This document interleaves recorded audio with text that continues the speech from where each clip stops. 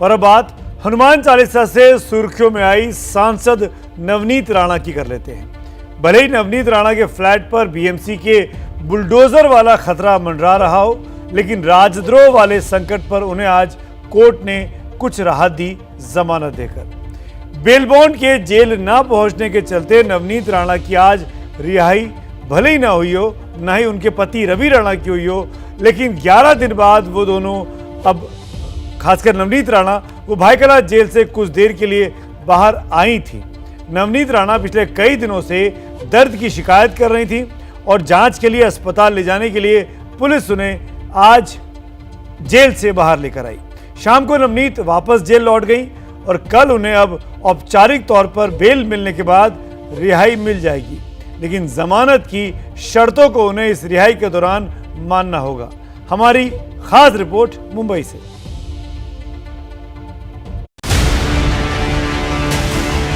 ग्यारह दिनों के बाद नवनीत राणा भाईखला जेल की चार दीवारी से बाहर निकली तो चेहरे पर दर्द था।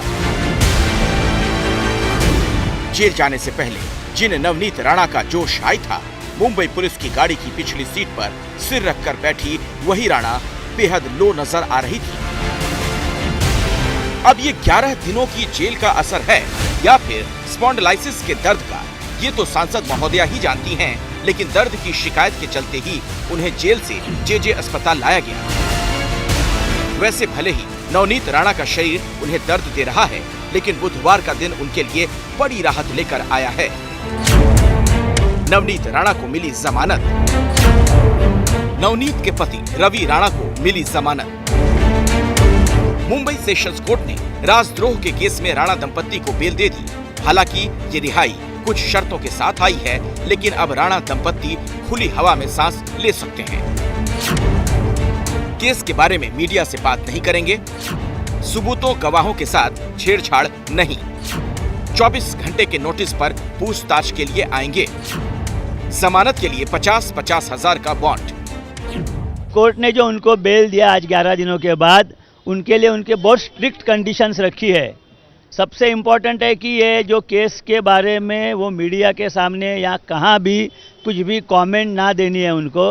उसी तरह वो कोई विटनेसेस जो है उनको कुछ कांटेक्ट नहीं करने का है, विटनेसेस टैंपर नहीं करने के है, और पुलिस जब भी बुलाए 24 आवर्स के नोटिस पे उन्हें पुलिस के सामने हाजिर रहे।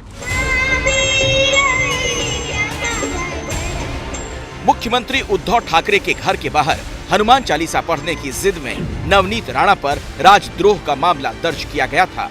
अब जब नवनीत राणा को जमानत मिल गई तो फिर बीजेपी को उद्धव सरकार पर सवाल उठाने का मौका मिल गया है। ये सरकार की निरी मूर्खता थी और आज कोर्ट ने बेल देकर इस मूर्खता को उजागर किया। इधर जमानत की खबर आई, उधर नवनीत राणा के घर अमरावती में जश्न शुरू हो गया। परिवार का आरोप है कि नवनीत और रवि राणा पर झूठे मुकदमे लगाए गए, लेकिन कोर्ट में सत्य की जीत हुई।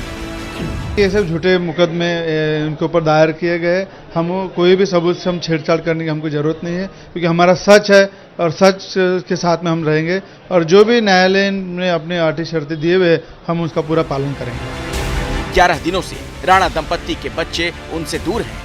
उनके बेटे और बेटी अब मुंबई जाने की तैयारी कर रहे हैं, क्योंकि बीमारी के चलते नवनीत राणा का अमरावती आना अभी मुश्किल लग रहा है।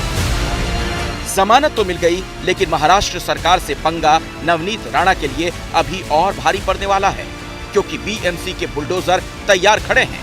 बस इशारे का इंतजार है और निशाने पर है उनका खार वाला फ्लैट। मुंबई के खार स्थित लावी इस बिल्डिंग में हूँ। यहाँ पर बीएमसी की टीम निरीक्षण करने आई थी, क्योंकि नवनीत राणा और रवि राणा के घर के बाहर नोटिस लगा गया था, इंस्पेक्शन नोटिस अवैध निर्माण का। ये जो निर्माण है अवैध माना जा रहा है, इसलिए इंस्पेक्शन के लिए, निरीक्षण के लिए बीएमसी की टीम यहाँ पर आने वाली थी। 4 मई का उन्होंने तारीख दिया था और वो यहाँ पर पहुंची भी थी, लेकिन जैसे कि इनके घर पे फिलहाल कोई भी मौजूद नहीं है, नवनीत राणा और रवि राणा के घर में कोई भी उपस्थित नहीं था जब बीएमसी की टीम यहाँ पे पहुंची थी, जिस वजह से वो दरवाजे से ही लौट गई।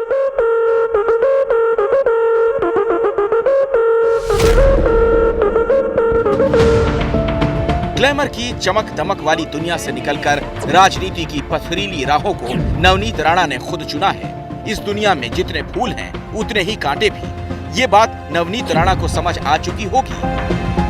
हिंदुत्व की पोस्टर गर्ल बनने की उनकी जिद इस जेल यात्रा के बाद क्या मोड़ लेती है, ये तो वक्त ही बताएगा, क्योंकि ये इंटरवल है, पिक्चर अभी बाकी है। अमरावती से रजत वशिष्ठ और मुंबई से अजय दुबे, लता शर्मा, अंकित गुप्ता, सूरज ओझा के साथ जितेंद्र दीक्षित की रिपोर्ट।